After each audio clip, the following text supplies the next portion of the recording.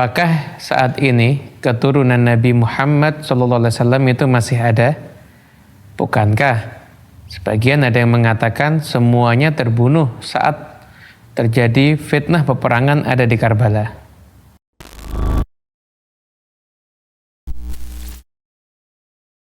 Saudaraku, sesungguhnya junjungan kita Nabi besar Muhammad SAW, beliau pernah bersabda bahwasanya beliau meninggalkan untuk umat ini dua pegangan yang mana jika umat berpegang teguh dengan kedua ini tidak akan tersesat sampai kapanpun. Nah, apa dua pegangan itu? Dua pegangan itu yang pertama adalah Al-Quran dan yang kedua adalah keluarga Nabi. Oleh karena itu, sifatnya keluarga Nabi ini adalah sebagai pegangan untuk umat agar umat tidak tersesat. Makanya keluarga Nabi itu akan selalu ada. Kenapa? Karena beliau adalah pegangan bagi umat ini dan Nabi pun yang telah menyatakan bahwasanya ini adalah pegangan untuk umat ini sampai nanti hari kiamat siapapun yang berpegang dengannya maka dia tidak akan tersesat. Dan juga hadis tentang akhir zaman, beliau Rasulullah SAW menyebutkan tentang Al-Mahdi. Beliau bersabda, la tadhhabud dunya hatta yamlikal araba rajulun min ahli baiti yuwati'u ismahu ismi. Hadis riwayat Imam At-Tirmidzi yang artinya sesungguhnya tidak akan berakhir dunia sampai akan tiba satu masa seseorang dari keluargaku dia akan menguasai Arab. Siapa dia? Namanya itu sama dengan namaku. Dan ini yang dimaksud adalah Al-Mahdi. Oleh karena itu bisa kita ambil satu kesimpulan bahwasanya Nabi SAW telah mengabarkan kepada kita bahwasanya keturunan Nabi itu tidak terputus dan akan terus eksis sampai nanti tibanya hari kiamat. Adapun tentang peristiwa yang terjadi di Karbala yang katanya banyak keluarga Nabi yang terbunuh, memang peristiwanya sedemikian itu adanya. Namun masih ada yang selamat, yaitu Sayyidina Husain bin Ali bin Abi Thalib. Beliau punya putra-putra yang bernama Ali.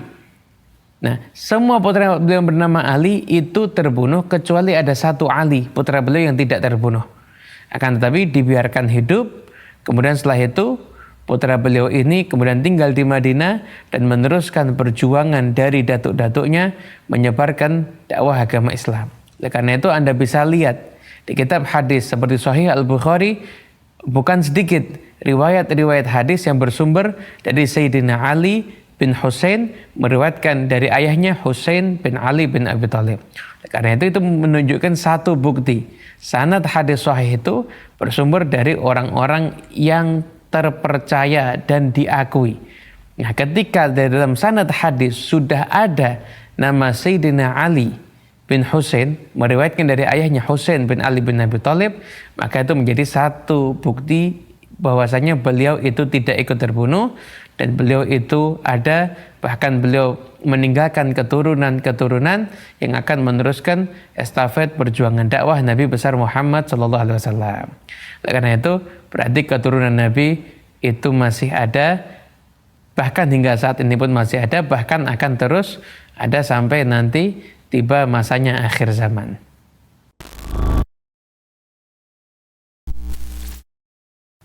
Nabi lahir di Mekah, meninggal di Madinah.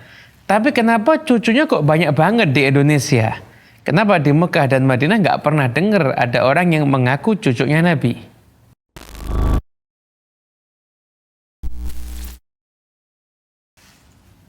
Betul sekali, memang Nabi Muhammad SAW beliau lahir ada di kota Mekah dan meninggal ada di Madinah.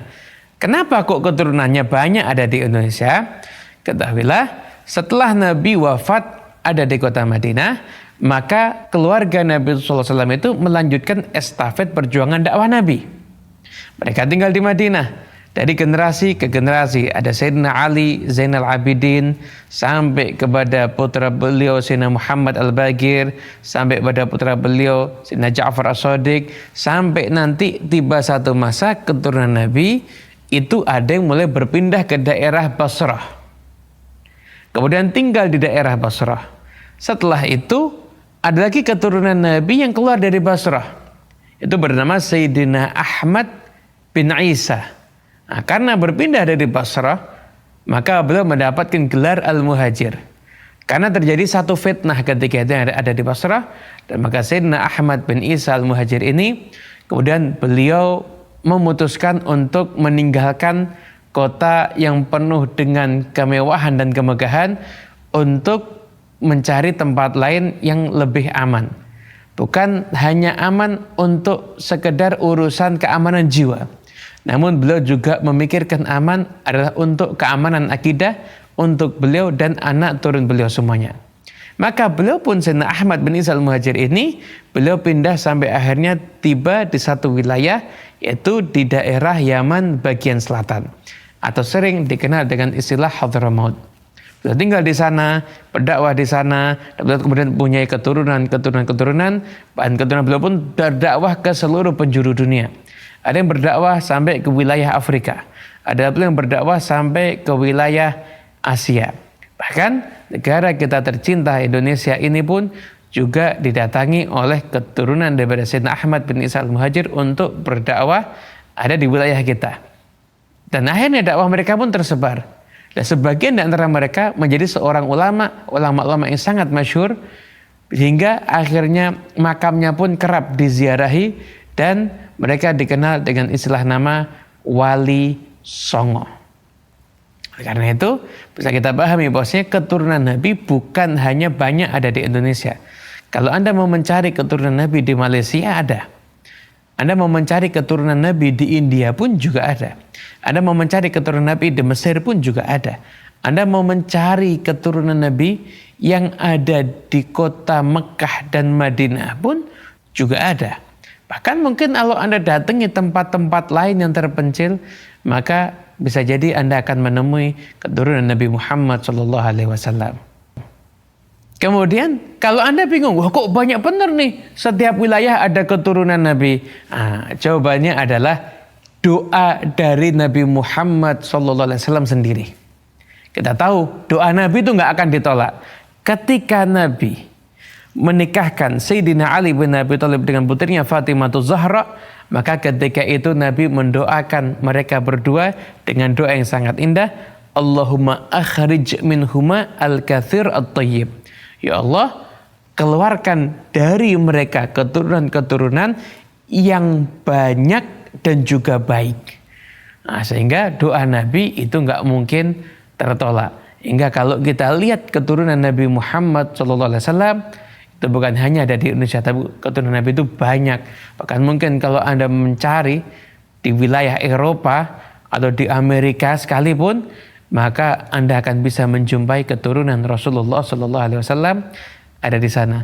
Karena ini semua adalah doa dari kakek mereka, dari Nabi kita semuanya, Nabi Muhammad SAW.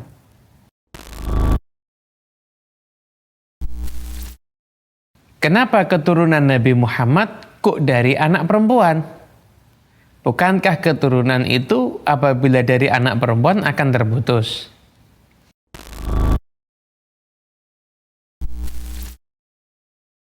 Saudaraku, sesungguhnya nasab kedua cucu Nabi, Sayyidina Hasan dan Husain, itu dinisbatkan kepada Rasulullah melalui jalur ibu mereka, Sayyidatuna Fatimah.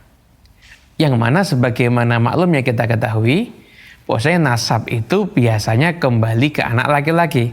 Namun untuk dalam hal ini ada khususiyah yang dimiliki oleh Rasulullah SAW, yaitu Nabi bersabda, Innallaha azza wa jal ja'ala dzurriyyata kulli nabiyyin fi sulbih wa innallaha ta'ala ja'ala dzurriyyati fi sulbi Ali bin Abi Thalib radhiyallahu anhu.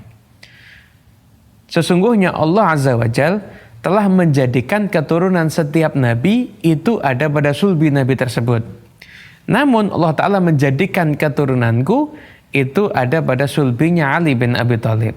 Karena itu Sayyidina Hasan dan Sayyidina Husain, kedua datuk Ahlul Bait yang menurunkan banyak keturunan dan masih ada hingga saat ini, sekalipun beliau itu nasabnya ke Nabi Muhammad melalui anak perempuan, bukan dari laki-laki, namun nasabnya tetap tersambung kepada Rasulullah SAW sebagai kekhususan yang dimiliki oleh beliau, baginda Nabi besar Muhammad SAW.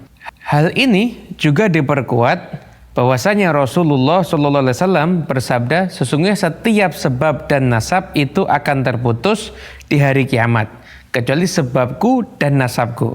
Dan setiap anak dari seorang ayah itu nasabnya kembali kepada ayahnya, kecuali putranya Fatimah. Sesungguhnya nasabnya itu kembali kepadaku. Hadis ini dianggap sebagai hadis yang sahih dan hadis yang hasan karena sanadnya itu adalah sanad yang bagus. Oleh karena itu Sayyidina Umar bin Khattab, beliau menikahi daripada keturunan Nabi SAW karena berharap agar mendapatkan nasab yang tidak terputus sampai ada di hari kiamat, yaitu menjadi bagian daripada keluarga Rasulullah SAW. Berdasarkan hadis ini kita bisa menangkap satu poin, yaitu keturunan itu memang melalui dari jalur laki-laki pada umumnya seperti itu. Namun untuk Rasulullah SAW ada kekhususan, yaitu keturunan beliau melalui jalur putri beliau, yaitu Fatimah Zahra. Namun ini semua bukannya tanpa hikmah. Ada hikmah di balik semua ini. Apa hikmahnya? Hikmah di balik itu semuanya ada 4. Yang pertama, menghilangkan potensi pemikiran bahwa Islam itu agama yang seperti kerajaan, sehingga bisa diwariskan ke anak laki-laki sampai seterusnya. Yang kedua, menutup potensi pemikiran yang ekstrim yang dikhawatirkan akan mengklaim kalau Nabi punya putra yang akan tumbuh dewasa, nanti akan dianggap putra Nabi itu juga dianggap sebagai seorang Nabi. Yang ketiga, menjaga perasaan basyariah Rasulullah SAW. Setiap ayah pasti mengidamkan anak laki-lakinya, melebihinya dalam segala hal. Namun tidak mungkin ada yang melebihi Nabi Muhammad SAW dalam segala hal. Karena itu Nabi tidak memiliki anak laki-laki yang sampai dewasa. Dan yang keempat, ujian keimanan untuk kita semua sebagai seorang muslim, mempercayai dan meyakini bahwasanya Nabi kita SAW memiliki kekhususan bahwa saja nasab beliau itu, keturunan beliau bernasabkan kepada beliau itu melalui daripada putri beliau, yaitu Sayyidatuna Fatimah Zahra, melalui jalur cucu Nabi, yaitu Sayyidina Hasan dan Sayyidina Husain.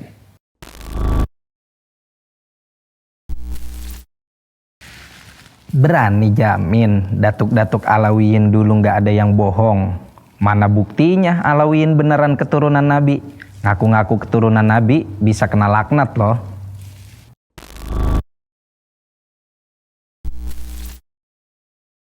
Dari pertanyaan tersebut sahabat, kita seharusnya memahami 2 poin terlebih dahulu. Yang pertama adalah tentang klaim. Apa itu klaim? Sebuah pengakuan bahwa seseorang mengakui A, B, C, atau D. Nah, terkait masalah pengakuan, di sini mungkin kita lebih spesifikasikan kepada pengakuan nasab. Apa sih petunjuk Rasulullah SAW tentang seseorang yang mengakui nasabnya atau dia menisbahkan dirinya kepada satu nasab? Jika memang yang dia lakukan adalah sebuah kebenaran dan benar bahwasanya dia mengklaim dirinya tersambung kepada satu nasab tertentu, maka ini nggak jadi masalah. Tapi apabila dia menisbahkan dirinya kepada nasab yang memang bukan nasabnya dia, sedangkan dia tahu akan hal itu, maka sesungguhnya di sini ada ancaman dari Rasulullah SAW yang sangat tegas, di mana Sayyidina Imam Bukhari dan juga Imam Muslim meriwayatkan sebuah hadis dengan sanadnya yang tersambung kepada Sayyidina Sa'ad bin Abi Waqqas radhiyallahu taala anhu. Rasulullah sallallahu alaihi wasallam bersabda, "Manidda'a ila ghairi abi wa huwa ya'lamu annahu ghairu abi fal jannah alaihi haram." Barang siapa yang mengklaim nasab terhadap satu nasab yang bukan miliknya, atau dia menisbahkan diri kepada yang bukan nasabnya, sedangkan dia tahu bahwa nasab yang dia nisbahkan dirinya kepada nasab tersebut adalah bukan nasabnya, maka sesungguhnya surga diharamkan baginya. Artinya, kendati pun ya ada orang-orang terdahulu yang mengklaim bahwasanya dirinya bernisbah kepada Alawiyin, kemudian dia benar-benar bukan dari kalangan Alawiyin, maka baginya adalah dosa yang amat sangat besar. Akan tetapi jika klaim yang mereka lakukan itu benar adanya, benar faktanya, bahwa mereka bernisbah atau menisbahkan diri mereka kepada jalur Alawiyin atau kepada nasab Alawiyin dan itu benar, maka hal ini tidaklah menjadi masalah. Oke, sekarang jika pertanyaannya adalah kita sebagai orang yang hidup di zaman ini berani nggak ngejamin bahwasanya Alawiyin atau datuk-datuk Alawiyin zaman dulu itu mereka semuanya jujur tentang nasab mereka, tidak ada yang bohong tentang nasab mereka? Ini sih kayaknya nggak jauh berbeda dari pertanyaan orang yang mungkin nanya kayak gini, "Hey, Anda benar yakin bahwasanya Al-Quran itu datang dari Allah kepada Nabi Muhammad? Berani nggak Anda menjamin bahwasanya kalangan yang hidup di zaman Nabi Muhammad nggak berdusta tentang Al-Quran?" Atau ada pertanyaan kayak gini, ente berani ngejamin bahwa Sahih Bukhari itu adalah kalam-kalam Rasulullah? Emang ente benar ngejamin, bisa ngejamin bahwasanya Imam Bukhari nggak bohong? Ini sih pertanyaannya nggak jauh beda kayaknya kayak gitu ya. Oke, sekarang bagaimana solusinya? Jika ada pertanyaan seperti ini, maka seharusnya kita bisa menjamin bahwasanya datuk-datuk Alawiyin di zaman dahulu itu tidak berdusta terhadap nasab mereka. Loh, kok Anda berani menjamin? Ya, karena kita punya satu disiplin ilmu yang mengajarkan kepada kita tentang verifikasi terhadap kualitas seseorang, verifikasi terhadap kompetensi seseorang, yang mana hal ini diajarkan di dalam ulumul hadis, dalam ulumul hadis ya, yang mana masuk ke dalam materi al-jarh wa ta'dil, kemudian juga asmaur rijal dan materi-materi yang ada di dalam ilmu hadis yang mengajarkan kepada kita tentang bagaimana cara kita memverifikasi kompetensi seseorang terkait kejujurannya, terkait kesolehannya, terkait perilakunya, terkait ketersambungan sanad keilmuan dan juga nasabnya. Ini semua dipelajari di dalam ilmu mustalahil hadis. Nah, sekarang kalau kita lihat fakta sejarahnya dan juga yang diabadikan di dalam kitab-kitab secara masif, maka kita dapati bahwasanya para sadah al-Ba'alawi di zaman terdahulu mereka adalah orang-orang yang secara uji kompetensi bisa dinyatakan lulus atau bahkan mereka memiliki nilai yang amat sangat istimewa. Kenapa? Karena mereka adalah orang-orang yang secara akhlak, perilaku, ibadah, keilmuan adalah sosok-sosok yang tidak lagi diragukan terhadap kompetensi mereka, dan hal ini diabadikan oleh para ulama di dalam kutub Asma'ir Rijal atau di dalam kutubut tarajum, kitab-kitab yang memuat biografi-biografi para ulama terdahulu, bahkan termasuk diantaranya juga adalah para sadah al-Ba'alawi. Oleh karena itu kami tidak meragukan sedikit pun apa yang mereka klaim ya tentang nasab mereka. Ini satu dari sisi keilmuan. Yang kedua juga dari sisi peninggalan atau prasasti atau bisa kita katakan sebagai athar, itu dapat kita buktikan bahwa pekuburan mereka, pusara mereka semuanya ada. Kemudian juga nasab-nasab mereka tertulis di dalam banyak kitab seperti di dalam kitab Syamsul Dhahirah, atau juga biografi mereka dimuat di dalam kitab Syarah Ainiyah, atau juga mereka di kalangan Sadah Al-Ba'alawi ini memiliki satu kebiasaan yang bahkan mungkin tidak dimiliki oleh keturunan-keturunan lain, di mana mereka mengabadikan nasab mereka di dalam Syajaratun Nasab atau pohon nasab leluhur mereka. Sehingga dari sini dapat kita pastikan bahwasanya para Sadah Al-Ba'alawi, terutama para leluhur-leluhur mereka, kita pastikan mereka tidak membohongi kita terhadap nasab mereka. Karena bagaimana bisa sosok yang diakui kredibilitasnya, keilmuannya, kompetensinya di dalam segala bidang keilmuan dan juga akhlak dan ibadahnya, kemudian mereka melakukan satu kebohongan.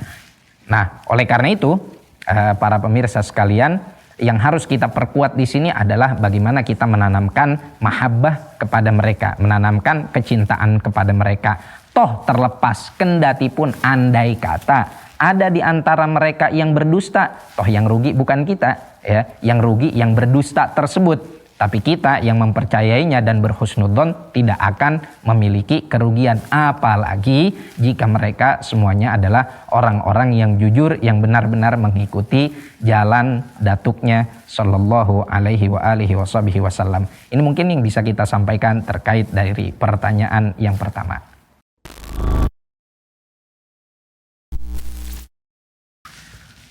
Bukankah sudah ada yang menyatakan bahwa secara ilmiah Alawiyin terputus karena tidak ada bukti kelahiran Alawi keturunan dari Ahmad Al-Muhajir?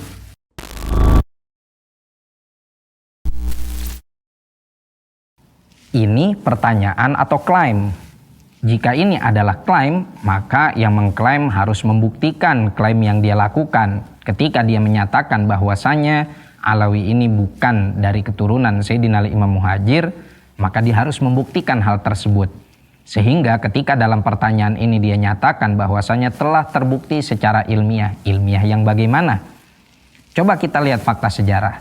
Fakta sejarah menyatakan sebagaimana disebutkan di dalam kitab-kitab yang menceritakan tentang biografi para Sadah Al-Ba'alawi, dinyatakan bahwasanya Sayyidina Alawi ini adalah sosok yang mana keluarga Sadah Al-Ba'alawi dinisbahkan kepada beliau. Jadi istilah Ba'alawi atau Bani Alawi atau Al-Ba'alawi ini dikatakan bahwasanya terkadang dinisbahkan kepada Sayyidina Ali bin Abi Thalib karamallahu wajhah sebagai menantu dari Rasulullah Shallallahu alaihi wasallam. Tapi umumnya dinyatakan bahwasanya istilah Ba'alawi atau Bani Alawi ini dinisbahkan kepada Sayyidina Alawi. Taib, Alawi ini siapa? Sayyidina Alawi ini adalah putra dari Sayyidina Ubaidillah. Taib, siapa Sayyidina Ubaidillah? Sayyidina Ubaidillah ini adalah putra dari Sayyidina Imam Muhajir ilallah Ahmad bin Isa. Sehingga kendati pun orang-orang mungkin ada yang menyatakan bahwasanya Sadah Al-Ba'alawi ini terputus karena Alawi ini bukan putranya Imam Muhajir. Kalau putra secara langsung ya memang tidak, karena Sayyidina Alawi ini adalah putra dari Sayyidina Ubaidillah, tapi Sayyidina Alawi adalah keturunan dari Sayyidina Imam Ahmad Muhajir ilallah Sayyidina Al-Muhajir ilallah Ahmad bin Isa melalui putra beliau yang bernama Ubaidillah. Jadi Alawi bin Ubaidillah bin Ahmad bin Isa Al-Muhajir ilallah. Taib. Kemudian yang harus kita ketahui di sini adalah bahwa sebagaimana dikatakan di dalam kitab Syarah Ainiyah bahwa yang namanya Al-Ba'alawi bihi ya'rifun wa ilaihi yantasibun. Jadi Al-Ba'alawi ini bernisbah kepada Sayyidina Alawi bin Ubaidillah. Kemudian Sayyidina Alawi punya saudara namanya Basri dan juga Jadid, yang kemudian keturunannya dikenal dengan Al-Jadid dan juga Al-Basri. Hanya saja dua saudaranya ini keturunannya semuanya telah punah sebagaimana dinyatakan di dalam kitab Syarah Ainiyah, wa huwa awwalu man summiya Alawi wa huwa fil asl isim ta'ir ma'ruf wa auladuhu radhiyallahu anhum dzurriyyah ba'duha min ba'd fajami'u al-Ba'alawi mansubuna ilaihi fi jami'il ard. Semua keluarga Al-Ba'alawi ini bernisbah kepada Sayyidina Alawi bin Ubaidillah. Wa Al-Jadid wa Basri akhwai in qaradu. Hanya saja beliau punya dua saudara yaitu Basri dan juga Jadid yang mana sempat memiliki keturunan, hanya saja mereka kini telah punah. Wa baqiya Banu Alawi wa hum al-ma'rufun al-an fi jami'in nawahi wal aqtar. Nah, dari keturunan Sayyidina Alawi inilah kemudian tersebar dzurriyyah Rasulullah sallallahu alaihi wasallam. Taib. Sebagaimana diceritakan di dalam kitab Syarah Ainiyah, sempat memang satu ketika diragukan, ya, sempat diragukan nasab dari keturunan Sadah Al-Ba'alawi di sini, ya, sempat diragukan benar nggak nih penisbatannya kepada keluarga Rasulullah Shallallahu Alaihi Wasallam. Hanya saja pada saat itu telah dilakukan verifikasi data, ya. Sampai ada salah seorang imam yaitu Sayyidina Abul Hasan Ali bin Muhammad bin Jadid, Ya, beliau inilah yang kemudian berusaha untuk memverifikasi data Sadah Al-Ba'alawi keturunannya yang sempat pada saat itu diragukan. Ya, sebagaimana diceritakan di dalam syarah Ainiyah, ibarahnya seperti ini. Illa annahu qad hasala fi zamanin sabiq inkar. Hanya saja satu ketika di satu zaman pernah ada pengingkaran terhadap nasab dari Sadah Al-Ba'alawi. Wa talaba minhum tashiha nasabihim. Dan orang-orang pada saat itu minta untuk memverifikasi kebenaran data nasab mereka. Fasafarul Imam Syekhul Islam Abdul Hasan Ali bin Muhammad bin Jadid ilal Iraq. Kemudian ada seorang ulama besar dari kalangan dari keturunan Sayyidina Imam Muhajir, ya, dari keluarga Al-Jadid ini, yaitu Sayyidina Ali bin Muhammad bin Jadid. Beliau pergi ke Irak. Ngapain? Wa athbata nasabahum. Di Irak itulah yang mana Irak ini negeri asal dari Sayyidina Al-Imam Muhajir sebelum beliau hijrah ke Hadramaut. Disitulah kemudian athbat nasabahum. Mereka verifikasi, mereka detailkan lagi nasab mereka dengan cara bagaimana? Wa ashhada ala dzalika nahumi ati adlin mimman yuridul hajj. Bahkan pada saat itu ratusan orang yang ingin berangkat haji memberikan kesaksian bahwa Sayyidina Imam Muhajir ilallah dan juga keturunannya ini adalah min dzurriyyati Rasulillah sallallahu alaihi wasallam. Dan bukan hanya di Irak saja. Tsumma atsbata dzalika bi Makkah. Bahkan itsbat dari nasab tersebut, verifikasinya juga dilakukan di kota Mekah. Wa asyhada alaihi jami'u man hajja min Hadramaut, dan bahkan dari Hadramaut pun mereka ada yang memberikan kesaksian. Jadi kalau ada orang yang mengklaim bahwasanya Sayyidina Alawi ini nasabnya terputus dengan Sayyidina Imam Muhajir ilallah, ya dia harus memberikan kesaksian, ya, sebagai bentuk dari pembuktian dia. Sedangkan yang menyatakan bahwa Sayyidina Alawi ini adalah dzurriyyah dari Sayyidina Ahmad bin Isa telah memberikan pembuktian, telah memberikan verifikasi data. Jadi jangan asal kita kemudian mengklaim sesuatu tanpa kita mengetahui referensinya atau menuduhkan sesuatu tanpa kita mempunyai dalil dan buktinya. Wallahu a'lam.